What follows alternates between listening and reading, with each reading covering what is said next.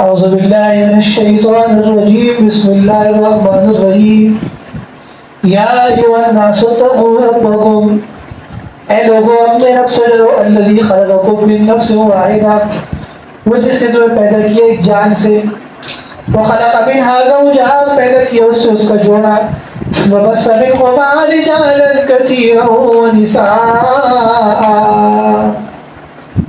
اور پھیلا دی ان دونوں سے بہت سے مرد اور بہت سی عورتیں، واتقوا اللہ الذی، اور ڈرو اس اللہ سے، تساءلون بہ، جس کے نام سے ایک دوسرے سے سوال کرتے ہو، والارحام، اور رشتہ داری سے بھی بچو، ان اللہ کان علی، والارحام، اور رشتہ داری سے بھی ڈرو، ان اللہ کان علیکم رقیبا، بے شک اللہ تم پر نگہبان ہے، وآتوا الیتامی اموالہم، اور یتیموں کو دو ان کا مال، ولا تتبدلوا الخبیث بالطیب، اور تم ان کی اچھی چیز کو بری چیز سے مت بدلو، ولا تأکلوا اموالہم الی اموالکم، اور مت کھاؤ ان کے مالوں کو اپنے مالوں سے ملا کر، انہ کان حوبا کبیرا، بے شک یہ بڑا گناہ ہے۔ اس کو اٹھا کے باہر رکھ دو تاکہ ڈر سے آواز سنے۔ وَإِنْ خِفْتُمْ أَلَّا تُقْسِطُوا فِي الْيَتَامَىٰ، اور اگر تمہیں خوف ہو کہ تم انصاف نہیں کر سکو گے یتیم لڑکیوں کے بارے میں، فَانكِحُوا مَا طَابَ لَكُم مِّنَ النِّسَاءِ، تو بس تم نکاح کرو جو تمہیں عورتیں پسند ہو، بس دو ثلاث اور تین ورباع اور چار۔ فَإِنْ خِفْتُمْ أَلَّا تَعْدِلُوا، بس اگر تمہیں خوف ہو کہ تم انصاف نہیں رکھ سکو گے، فواحدۃ، تو بس ایک ہی کافی ہے، وہ بھی کر دو، ان کو بھی بس کرو، او ما ملکت ایمانکم، یا جو تمہاری لوٹی ہو، ذالک ادنیٰ الا تعولوا، یہ بہت قریب ہے کہ زیادتی نہ ہو۔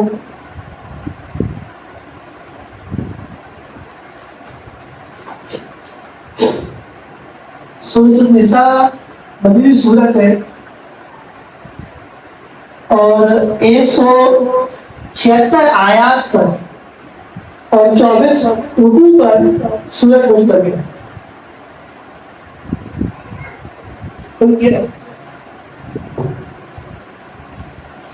سورۃ النساء کے اندر بڑے اہم قسم کے احکامات موجود ہیں اور اہم ترین مضامین ہیں۔ ضروری ہے کہ سورت کو آرام سے تحمل کے ساتھ سمجھ کے پڑھا جائے تاکہ معلوم ہو کہ اللہ تعالیٰ نے کون سے احکام اس سورت میں ہم سے مخاطب ہے۔ سورت 176 آیات اور 24 رکوع پر مشتمل ہے۔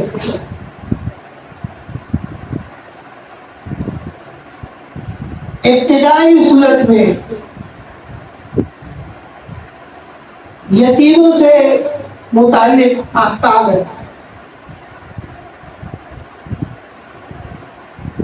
کہ یتیموں کو ان کا مال دے دیا جائے، جب وہ ہوشیاری کی عمر کو پہنچ جائے ان کا باقاعدہ امتحان لیا جائے، کچھ سامان منگوایا جائے، کچھ خرید و فروخت کر کھایا جائے، جب دیکھ لیں کہ اب یہ ہوشیار ہو گئے تو یتیموں کو ان کا مال ان کے حوالے کر دیا جائے۔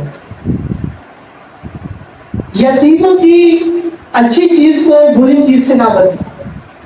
اگر کوئی یتیم لڑکی یا یتیم بچہ کسی کفالت میں ہے تو وہ لوگ یہ کام نہ کریں کہ ان کی اچھی چیز کو کر لیں اور اس کے بدلے کوئی بری چیز ان کو دیں، بلکہ جو ان کی اچھی چیز ہے وہ یتیموں کو ہی ملنی چاہیے۔ یتیم کہتے کیسے؟ ہمارے معاشرے کے اندر تو کسی کو باپ مرتے ماں مرتے لوگ کہتے کہ یہ یتیم ہو، ایسے وہ یتیم نہیں ہوتا جس کا باپ مرے اور وہ نابالغ ہو۔ کیا ہو؟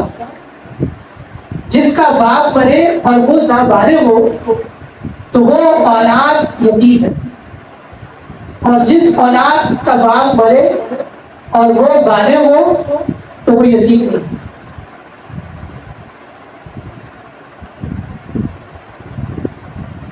بہرحال یتیموں کا مال ناحق طریقے سے کھانے سے سختی طور سے منع کرنا ہے، اور یتیموں کا مال کھانا ناحق طریقے سے ایسا ہے کہ قرآن کہتا ہے انما یأکلون فی بطونہم نارا، کہ اپنے پیٹوں میں جہنم کی آگ کو بھرنا ہے۔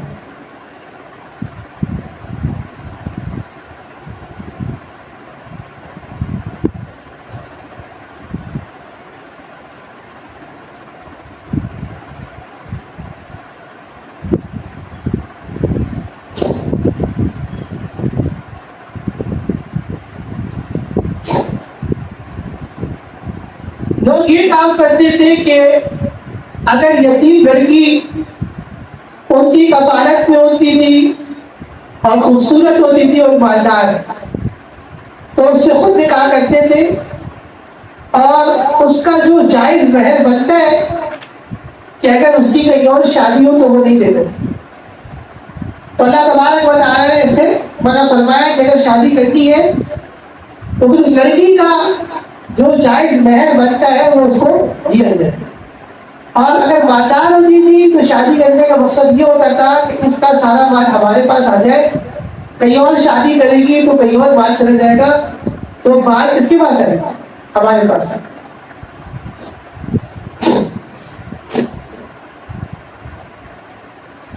فرمایا کہ ضروری نہیں ہے کہ تم یتیم لڑکیوں سے ہی شادی کرو، شادی کرنے کے لیے خواتین اور بھی بہت ہیں معاشرے کے اندر، ضروری نہیں کہ یتیم لڑکیوں سے ہی شادی کی جائے۔ فرمایا کہ اگر تمہیں خوف ہے کہ اللہ تفسدوا فی الیتامی، کہ تم انصاف نہیں کر سکو گے یتیم لڑکیوں کے بارے میں، تو پھر بجائے یتیم لڑکیوں کے فَانكِحُوا مَا طَابَ لَكُم مِّنَ النِّسَاءِ، معاشرے کے اندر اور بھی بہت سی خواتین موجود ہیں، تمہیں جو عورتیں پسند ہو تو ان سے نکاح کرو۔ پسند کا یہ معنی نہیں ہے کہ باقاعدہ لڑکی کو پھنسایا جائے، گھمایا جائے۔ پسند کا معنی یہ کہ جو عورت بھی آپ کو اچھی لگتی ہے، آپ خود یا اپنے بڑوں کے ذریعے اس کو نکاح کا پیغام دیں گے، شریعت نے اس کی اجازت دی ہے۔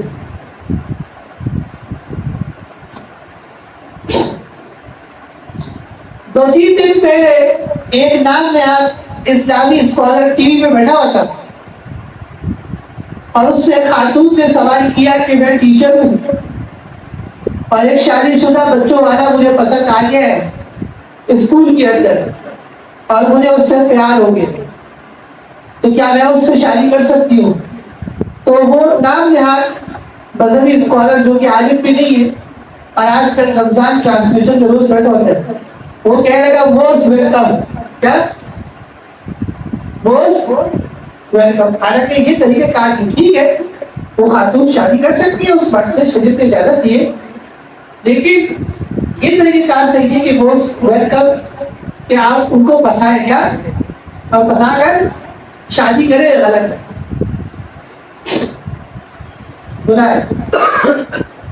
اگر تم یتیم لڑکیوں کے بارے میں انصاف نہیں کر سکتے تو وہ خوف ہے، تو پھر یتیم سے شادی کیوں کرنی؟ فرمایا فَانكِحُوا مَا طَابَ لَكُم مِّنَ النِّسَاءِ، معاشرے کے اندر اور بھی بہت سی خواتین ہیں، ان میں سے جو تمہیں پسند ہو شادی کر دو۔ فرمایا مسنا دو بس ثلاثہ، اور تین تین عورتوں سے شادی کرو، ورباع، اور چار چار عورتوں سے شادی کرو۔ فقہ حنفی میں امام اعظم امام ابو حنیفہ رحمۃ اللہ علیہ کے نزدیک ایک وقت میں آدمی چار عورتوں کو اپنے نکاح میں رکھ سکتا ہے، چار سے زیادہ عورتوں کو ایک وقت میں نکاح میں رکھنے کی اجازت نہیں ہے۔ ہاں اگر ایک مر گئی تو پھر ایک اور کر سکتا ہے، لیکن ایک وقت میں صرف چار بیویاں رکھ سکتا ہے، چار سے زیادہ۔ لیکن فرمائے کہ اس کی بھی شرط یہ کہ اگر تمہیں خوف ہے کہ تم انصاف نہیں کر سکو گے ایک سے زائد بیویوں کے درمیان، تو فواحدۃ، تو ایک بیوی پہ اکتفا کرو، ایک بیوی رکھو، او ما ملکت ایمانکم، یا جو تمہاری لونڈی ہے، ذالک ادنیٰ اللہ تعولون، یہ بہت قریب ہے کہ تم زیادتی نہیں کرو گے۔ اگر تو ایک آدمی ایک وقت میں 2 بیویاں رکھتا ہے، 3 رکھتا ہے، 4 رکھتا ہے، اور چاروں کے درمیان وہ انصاف کرتا ہے جو شریعت نے بتایا ہے، تو پھر تو اس کے لیے ایک سے زائد نکاح کرنا صرف ثواب نہیں، مستحسن ہے اور پسندیدہ ہے۔ اور جناب نبی کریم صلی اللہ علیہ وسلم نے فرمایا اس امت کے بہترین مرد وہ ہیں، اس امت کے بہترین لوگ وہ ہیں جن کی زیادہ بیوی ہو، اور بھی بے شمار اور سینکڑوں فضائل موجود ہیں۔ لیکن اگر ایک سے زائد بیویاں رکھتا ہے اور انصاف نہیں کرتا تو پھر گنہگار ہے، اور قیامت کے دن جب اللہ تبارک و تعالیٰ کے دربار میں آئے گا تو جسم کا جو ایک حصہ ہوگا، ایک سائڈ ہوگی، وہ فالج ہوگی، جھکی ہوئی ہوگی، فالج ہوگی۔ فالج اس کی ہوگی کہ دنیا کے اندر اپنی کسی ایک بیوی کی طرف اس نے اپنے اختیار سے زیادہ جھکاؤ پیدا کیا تھا، اس لیے اللہ تعالیٰ اس کو یہ سزا دیں گے کہ جسم کا ایک حصہ اس کا فالج ہوگا۔ اللہ محفوظ کرو۔ اب ہمارے یہاں ایک سے زائد شادیوں سے متعلق 2 قسم کے مغالطات، 2 قسم کے نظریات سامنے آتے ہیں۔ حالانکہ قرآن کریم کا جو نظریہ ہے اور حکم ہے، اور جو قرآن کریم کا ایک سے زائد شادیوں کے بارے میں جو موقف ہے، وہ بالکل واضح ہے۔ روز اول سے جیسے سورج کی روشنی واضح ہوتی ہے، اس سے زیادہ قرآن کریم کا موقف واضح ہے، لیکن پھر بھی سمجھ میں نہیں آتی کہ لوگ اتنے موقف کیوں بناتے ہیں، باوجود اس کے کہ اللہ نے قرآن شریف کے اندر صراحتاً اپنے احکام ذکر فرما دیے۔ ہمارے یہاں معاشرے میں ایک طبقہ وہ ہے کہ جو دوسری شادی کے سخت خلاف ہے، اور دوسری شادی کو نعوذ باللہ حرام سمجھ کر، اور دوسری شادی کرنے والے کو نفرت کی نگاہ سے دیکھا جاتا ہے کہ جیسے اس نے جرم کیا۔ اور یہ وہ طبقہ ہے کہ اگر یہ کسی شخص کو دیکھے کہ وہ گرل فرینڈ کے ساتھ گھوم رہا ہے اور گرل فرینڈ کے ساتھ جو ہے وقت گزار رہا ہے، تو یہ طبقہ اس بات کو برا نہیں مانتا کہ یہ حرام کر رہا ہے، لیکن اگر یہ دیکھے کہ یہ طبقہ کے دوسری شادی، تیسری یا 4 بیویاں رکھ کے گھوم رہے ہیں، تو اس کا مذاق اڑاتے ہیں، طنز کرتے ہیں، اور اس پہ فکرے کسے جاتے ہیں اور اس کو حرام سمجھا جاتا ہے۔ یہ معاشرے کا اپنا نظریہ ہے جو کہ ہندوستان اور بر صغیر سے پاکستان کے اندر آئے ہیں، جو کہ غلط ہے اور شریعت کے خلاف ہے، اور شریعت اس نظریے کا ساتھ بالکل نہیں ہے۔ دوسرے قسم کے لوگ ہمارے معاشرے میں وہ لوگ ہیں جو ہر ایک کو دوسری شادی کی دعوت دیتے ہیں، جو ہر ایک کو کہتے ہیں کہ آپ دوسری شادی کر لیں، تیسری کر لیں۔ ان لوگوں کو بھی چاہیے کہ یہ اعتدال کے ساتھ کام لیں، کیونکہ اگر ہر کوئی 2 شادیاں کرے گا یا 3 شادیاں کرے گا تو بہت سارے ایسے لوگ ہوں گے کہ جو شاید انصاف نہیں کر سکیں گے، اور قیامت کے لیے ان کے جسم کا ایک حصہ فالج زدہ ہوگا۔ تو اس معاملے میں شریعت نے اعتدال کا حکم دیا ہے اور اعتدال کا نظریہ دیا ہے، اور شریعت کا جو موقف ہے وہ اعتدال کا ہے کہ اگر آپ ایک سے زائد بیویاں رکھتے ہیں اور ان کے درمیان انصاف رکھ سکتے ہیں تو ضرور دوسری شادی کرے، تیسری کرے، چوتھی کرے۔ اللہ تعالیٰ کو یہ پسند ہے۔ صحابہ اکرام سے ثابت ہے، حضرات انبیاء علیہ السلام سے زیادہ شادیاں کرنا ثابت ہے، صحابہ اکرام سے، تابعین سے، تبع تابعین سے، اولیاء اللہ سے زیادہ شادیاں کرنا ثابت ہے۔ لیکن اگر آپ انصاف نہیں رکھ سکتے ایک سے زائد بیویوں کے درمیان تو پھر بہتر یہ ہے کہ قرآن کہتا ہے کہ آپ ایک ہی بیوی رکھیں اور اسی کے ساتھ زندگی گزارے تاکہ قیامت کے دن آپ کسی عذاب میں اور قہر کے اندر مبتلا نہ ہو. سمجھ میں آ رہی بات؟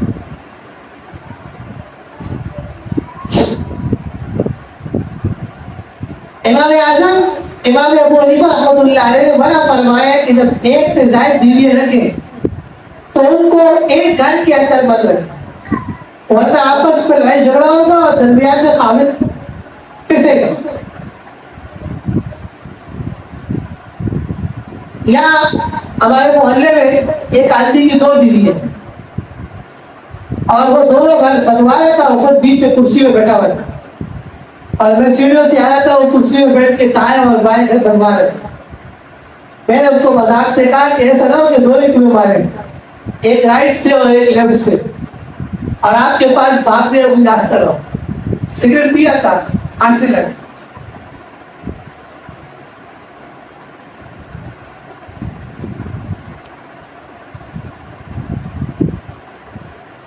اس کے بعد وراثت کے احکام بیان فرمائے.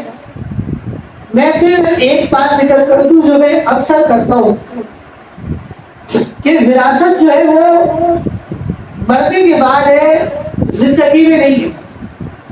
ماں باپ اپنی اولاد کو جو زندگی میں دیں گے وہ وراثت نہیں ہے، وہ ہدیہ ہے، گفٹ ہے. اس کے اندر برابری کرنا ضروری ہے. اگر لڑکے کو 10 لاکھ دیے ہیں تو بیٹی کو بھی 10 لاکھ روپے دینے پڑیں گے. اگر لڑکے کو 5 لاکھ دیے ہیں تو بیٹی کو اور دوسرے بچوں کو بھی 5-5 لاکھ روپے دینے پڑیں گے. بخاری شریف میں ہے کہ ایک شخص نے رسول اللہ صلی اللہ علیہ وسلم سے کہا کہ میں نے اپنے ایک بیٹے کو مال دیا ہے اور حضرت میں چاہتا ہوں کہ آپ کو اس میں گواہ بناؤں. آپ صلی اللہ علیہ وسلم نے پوچھا کہ کیا اور اولاد کو مال دیا ہے؟ اس نے کہا کہ نہیں دیا. آپ نے فرمایا لا اشہد علی جور، میں گواہ نہیں بنوں گا ظلم کے اوپر. پیغمبر صلی اللہ علیہ وسلم نے اس کو ظلم کہا ہے کہ اگر آپ اپنی ایک اولاد کو یا چند اولاد کو مال دیتے اور بقیہ اولاد کو مال دیتے نہیں ہے یا کم دیتے، یہ ظلم ہے. عموماً لوگوں کو شریعت کے احکام معلوم نہیں ہوتے جس کی وجہ سے وہ اپنی اولاد کے درمیان زیادتی کر جاتے ہیں. دیکھیں گناہ تو ہے ہی، لیکن اگر آپ ایک اولاد کو زیادہ دیں گے اور دوسری اولاد کو کم دیں گے یا نہیں دیں گے تو اس کے دل کے اندر بات آ جائے گی اور وہ اس بات کو سوچے گا کہ میرے ماں باپ نے مجھے کم دیا اور اس کو زیادہ دیا. اس لیے اولاد کو زندگی میں والدین جو مال و دولت دیتے ہیں وہ وراثت نہیں ہے، وہ ہدیہ ہے، گفٹ ہے، اور اس کے اندر برابری ضروری ہے. وراثت کہتے ہیں کہ جب آدمی مر جاتا ہے تو خود بخود جب اس کی روح برباد ہوتی ہے تو خود بخود آٹومیٹکلی اس کے مال کے وارث اس کے وارثی بن جاتے ہیں. وارث کون ہوتے ہیں؟ بیوی ہوتی ہے، اولاد ہوتی ہے. یاد رکھنا کہ وارثوں کے لیے وصیت کرنا جائز نہیں ہے کیونکہ ان کا حصہ اللہ تعالیٰ نے سورۃ النساء کی جو آیات ابھی آپ کو بتائیں گے ان میں مقرر فرمایا. جناب نبی کریم صلی اللہ علیہ وسلم نے فرمایا لا وصیت لوارث، وارث کے لیے وصیت کرنا جائز نہیں ہے. وارث کے لیے وصیت کرنا جائز نہیں ہے. یعنی بیوی کے لیے، بچوں کے لیے، یا بیوی بری تو خالد کے لیے، اپنے بچوں کے لیے، اپنے ماں باپ کے لیے وصیت نہیں کر سکتی کیونکہ یہ وارث ہے اور ان کا جو حصہ ہے وہ اللہ نے قرآن شریف میں مقرر کیا. وصیت ان رشتہ داروں کے لیے ہوگی یا ان لوگوں کے لیے ہوگی کہ جو آپ کی جائیداد کے اندر، آپ کے مال و دولت کے اندر وارث نہیں بن رہے، جن کا وراثت میں کوئی حصہ نہیں بنتا. ان رشتہ داروں کو یا ان لوگوں کو آپ، ان لوگوں کے لیے آپ وصیت کر سکتے ہیں. وصیت ایک تہائی مال میں ہوگی، ایک تہائی مال سے زیادہ کرنا منع ہے۔ اگر کسی نے اپنے کل مال کے ایک تہائی مال سے زیادہ کسی کی وصیت کی تو وہ ایک تہائی مال میں نافذ ہوگی، اس سے زیادہ میں نہیں، کیونکہ وہ وارثین کا حصہ ہے۔ مثلا ایک آدمی نے کہا کہ میں مر جاؤں تو میرے پیسوں کی مسجد بنا دینا، اور اس کے کل مال میں سے جب مسجد کے پیسے نکالے گئے تو وہ ایک تہائی سے زیادہ بن رہے، تو بس ایک تہائی کے پیسے نکالے جائیں گے، باقی نہیں نکالے جائیں گے، الا ہے کہ سب وارثین کو اجازت دیں۔ اگر کوئی وارث نابالغ ہے تو اس کے مال میں سے نہیں نکالا جائے گا، کیوں؟ کیونکہ اگر وہ اجازت دے بھی دے تو اس کی اجازت شرعی طور پہ غیر معتبر ہے، اس کی اجازت مانی نہیں جائے گی قضا میں، کیونکہ وہ ابھی نابالغ ہے۔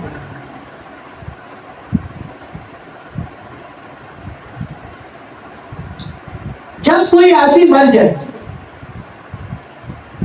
تو اس کو جو کفن دفن ہوگا وہ اسی کے پیسوں سے کیا جائے گا، اور اگر اس کی میت کسی دوسرے شہر منتقل کی جا رہی ہے، اس پہ جو گاڑی کا اور جہاز کا خرچہ آئے گا وہ سب بھی اسی کے مال میں سے کیا جائے گا۔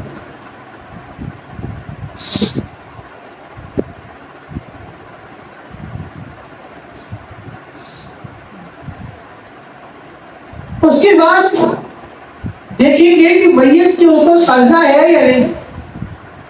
اگر قرضہ ہے تو سب سے پہلے اس کے مال میں سے قرض کی ادائیگی کی جائے، اس کے بعد دیکھیں گے کہ میت نے کسی کے لیے وصیت کی ہے یا نہیں کی۔ اگر کی ہے تو دیکھیں کہ جائز وصیت ہے یا گناہ کی۔ اگر گناہ کے کام کی وصیت ہے تو پوری نہیں کی جائے گی۔ اگر جائز وصیت ہے دیکھیں کہ تہائی مال کے اندر اندر ہے زیادہ، اگر ایک تہائی مال کے اندر اندر ہے تو وہ پوری ہوگی، اگر ایک تہائی مال سے زیادہ ہے تو ایک تہائی مال بھی پوری ہوگی، اس سے زیادہ نافذ نہیں ہوگی۔ اس کے بعد پھر بیوی بچوں کو جس کا جو حصہ ہے اللہ تبارک و تعالی نے مقرر فرمایا ہوئے یوصیکم اللہ فی اولادکم، اللہ تمہیں حکم دیتے ہیں تمہاری اولاد کے بارے میں، للذکر مثل حظ الانثیین، لڑکے کا حصہ دو لڑکیوں کے حصے کے برابر ہے، یعنی لڑکیوں کو ایک ایک حصہ ملے گا، جہاں بیٹے بیٹیاں ساتھ آ جائیں وہاں بیٹیوں کو ایک ایک حصہ ملے گا بھائیوں، اور بیٹوں کو دو دو حصے ملے گا۔ جہاں لڑکے لڑکیاں ساتھ آ جائیں وہاں لڑکیوں کو دو دو حصے، وہاں لڑکیوں کو ایک ایک حصہ ملے گا اور لڑکوں کو دو دو حصے، یہ اللہ نے مقرر کیا۔ بھائی فَإِن كُنَّ نِسَاءً فَوْقَ اثْنَتَيْنِ، بس اگر لڑکیاں دو سے زیادہ ہو، بس اگر لڑکیاں ہی ہو دو سے زیادہ اور دو سے زیادہ ہو، دو سے زیادہ ہو فَلَهُنَّ ثُلُثَا مَا تَرَكَ، بس ان کی دو تہائی ہے کل لڑکے میں سے جو بڑے والے نے چھوڑا۔ وہی کان دعائی کا تک، اور اگر لڑکی ایک ہو فلاں نصف تو اس کو آدھا مال ملے گا، یعنی اس صورت میں کہ جب کوئی اور لڑکا، جب کوئی بیٹا یا کوئی لڑکی اس کے ساتھ نہ ہو۔ ولی ابویہ لکل واحد منہم السدس، اور والدین میں سے ہر ایک کے لیے چھٹا حصہ ہے، مما ترک، اس مال میں جو انہوں نے چھوڑا، جو میت نے چھوڑا، ان کان لہ ولد، اگر میت کی اولاد ہے، فَإِن لَمْ يَكُنْ لَهُ وَلَدٌ، اگر میت کی اولاد نہیں ہے، وَوَرِثَهُ أَبَوَاهُ، تو اس کے وارث کے باپ بھی ہیں، فَلِأُمِّهِ السُّدُسُ، اس کی ماں کو ایک تہائی حصہ ملے گا۔ فَإِن كَانَ لَهُ إِخْوَةٌ، اگر میت کے ایک سے زیادہ بھائی بہن ہو، فَلِأُمِّهِ السُّدُسُ، تو ماں کو چھٹا حصہ ملے گا۔ مِن بَعْدِ وَصِيَّةٍ يُوصِي بِهَا أَوْ دَيْنٍ، بعد اس وصیت کو پورا کرنے کے بعد جو کی گئی یا قرض کی ادائیگی کے بعد، آباؤکم و ابناؤکم، تمہارے باپ اور تمہارے بیٹے، لا تدرون ایہم اقرب لکم نفعا، تم نہیں جانتے کہ ایک میں سے کون زیادہ تم سے قریب ہے، تمہارے قریب ہے نفع کے اعتبار سے۔ بسا اوقات ایک اولاد زیادہ خدمت کرتی ہے تو آدمی اس کو زیادہ پیسہ دے دیتا ہے اور دوسری کو محروم کرتا ہے، لیکن بعد جب وہی اولاد جو خدمت کر رہی ہے تو اس کی نیت کیا ہوتی ہے؟ خراب، کہ خدمت کے بدلے ان سے پیسے نکلوا دیں۔ تو ہمارے والدین میں سے اور ہماری اولادوں میں سے نفع کے اعتبار سے ہم سے زیادہ کون قریب ہے، یہ ہم بھی جانتے سے اللہ تعالیٰ چاہتے ہیں۔ ان اللہ فریضۃ من اللہ، یہ حکم مقرر کیا ہوا ہے اللہ کی طرف سے۔ ان اللہ کان علیما حکیما، بے شک اللہ خوب جاننے والے، حکمت والے۔ وَلَكُمْ نِصْفُ مَا تَرَكَ أَزْوَاجُكُمْ، اور تمہارے لیے آدھا ہے وہ جو تمہاری بیویوں نے چھوڑا. إِن لَّمْ يَكُن لَّهُنَّ وَلَدٌ، اگر ان کی اولاد ہو. فَإِن كَانَ لَهُنَّ وَلَدٌ، اگر ان کی اولاد ہو. فَلَكُمُ الرُّبُعُ، تو بس تمہارے لیے چوتھائی حصہ ہے. مما ترکنا، اس میں سے جو مال چھوڑا ہو گئے. من بعد وصیت یوصین بہا، ہو گئی بعد اس وصیت کی جو پوری کی گئی یا قرضہ ادا کرنے کے بعد. وَلَهُنَّ الرُّبُعُ مما ترکتم، اور ان کے لیے چوتھائی حصہ ہے اس میں سے جو تم نے چھوڑا. إِن لَّمْ يَكُن لَّكُمْ وَلَدٌ، يَكُن لَّكُمْ وَلَدٌ، اگر نہ ہو تمہاری اولاد. فَإِن كَانَ لَكُمْ وَلَدٌ، بس اگر تمہاری اولاد ہو. فَلَهُنَّ الثُّمُنُ مما ترکتم، تو بس ان کے لیے آٹھواں حصہ ہے اس میں سے جو تم نے چھوڑا. من بعد وصیت توصون بہا، ہو گئی بعد اس وصیت کی جو پوری کی گئی یا قرض کی ادائیگی کے بعد. وَإِن كَانَ رَجُلٌ يُورَثُ كَلَالَةً أَوِ امْرَأَةٌ، اور اگر میت ایسا آدمی ہے یا عورت ہے جو کلالہ ہو. کلالہ کہتے ہیں کہ جس کے نہ اصول ہو نہ فروع ہو. اصول یہی ماں باپ دادا دادی نانا نانی یہ نہ ہو. فروع جیسے بیٹا بیٹی پوتا پوتی نواسہ نواسی نہ ہو. اطراف ہو. وَلَهُ أَخٌ، اور اس کے لیے ایک بھائی ہو اور اخت یا ایک بہن ہو. فَلِكُلِّ وَاحِدٍ مِّنْهُمُ السُّدُسُ، تو بس ہر ایک کو ایک دوسرے کا حصہ ملے. فَإِن كَانُوا أَكْثَرَ مِن ذَلِكَ، بس اگر یہ لوگ اس سے زیادہ ہو. فَهُمْ شُرَكَاءُ فِي الثُّلُثِ، تو یہ سب شریک ہو کے ایک تہائی میں. من بعد وصیت یوصی بہا، ہو گئی بعد اس وصیت پہ اس کو پورا کر دیا گیا یا قرض کی ادائیگی کے بعد. غیر مضار، اس شرط کے ساتھ کسی کو نقصان نہ پہنچایا جائے. وصیت من اللہ، یہ حکم اللہ کی طرف سے ہے. واللہ علیم حلیم، اور اللہ خوب جاننے والے ہیں بردبار.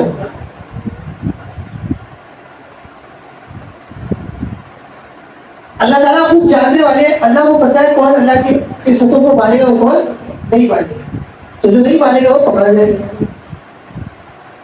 اور کچھ بات ہے کہ جو اللہ کے احکام کو نہیں مان رہے تو ان کو اللہ فوراً سزا نہیں دے رہے، لیکن جب وقت آئے سزا دے گی. اگر کوئی سمجھ رہا ہے کہ اپنی بہن کا حصہ کھا لیا یا کسی بارش کو کم دیا یا کسی کا حصہ کھا گئے تو اللہ نے پکڑا نہیں، ایسا نہیں کہ اللہ پکڑا نہیں. اللہ تعالیٰ حلیم ہے، بردبار ہے، پکڑے گا لیکن اپنے وقت پر.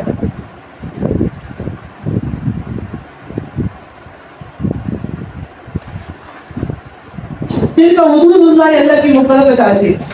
وَمَن يُطِعِ اللَّهَ وَرَسُولَهُ، اور جو اطاعت کرے اللہ کی اور اس کے رسول کی. يُدْخِلْهُ جَنَّاتٍ تَجْرِی مِن تَحْتِهَا الْأَنْہَارُ، اللہ داخل کرے گا ایسے باغات میں اس کو ان کے نیچے ڈھیرے ملیں گے. خالدین فیہا، اس میں ہمیشہ رہیں گے. وذالک الفوز العظیم، بڑی کامیابی. وَمَن يَعْصِ اللَّهَ وَرَسُولَهُ، اور جو نافرمانی کرے اللہ کی اور اس کے رسول کی. وَيَتَعَدَّى حُدُودَهُ، اور اس کے مقرر کردہ ضابطوں سے آگے نکل جائے. يُدْخِلْهُ نَارًا، اللہ داخل کرے گا اس کو ایسی آگ میں. خالدین فیہا، اس میں ہمیشہ جلتا رہے گا. وَلَهُ عَذَابٌ مُهِینٌ، اور اس کے لیے ذلیل کرنے والا عذاب. وَاللَّاتِي يَأْتِينَ الْفَاحِشَةَ مِن نِسَائِكُمْ، اور وہ عورتیں جو تمہاری بیویوں میں سے بے حیائی کا کام کرے. فَاسْتَشْهِدُوا عَلَيْهِنَّ أَرْبَعَةً مِنْکُمْ، پس ان کو 4 گواہ کر لو.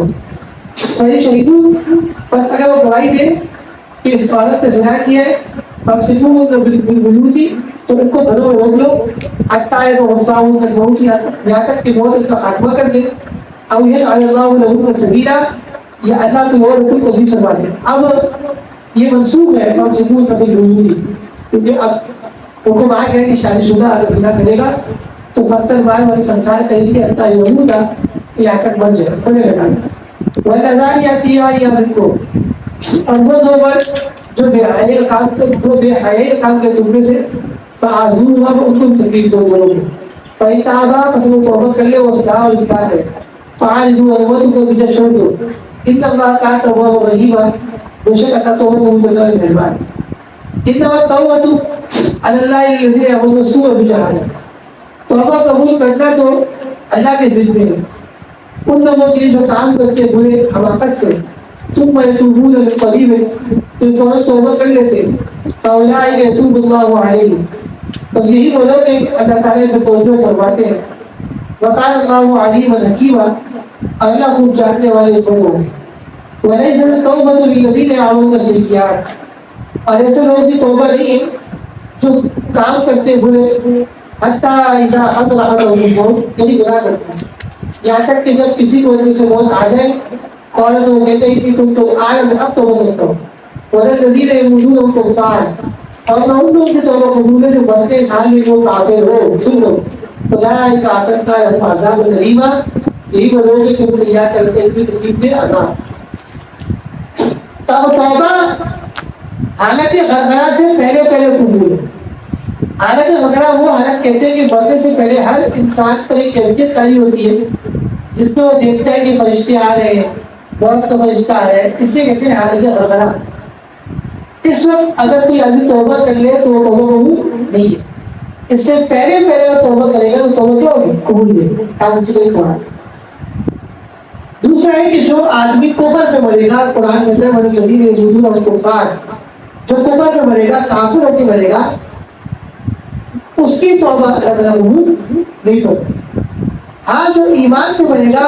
اس کی توبہ قبول ہو جائے گی جو آیت کا کافی اچھا لگا کل مزید احکام ہوئے گی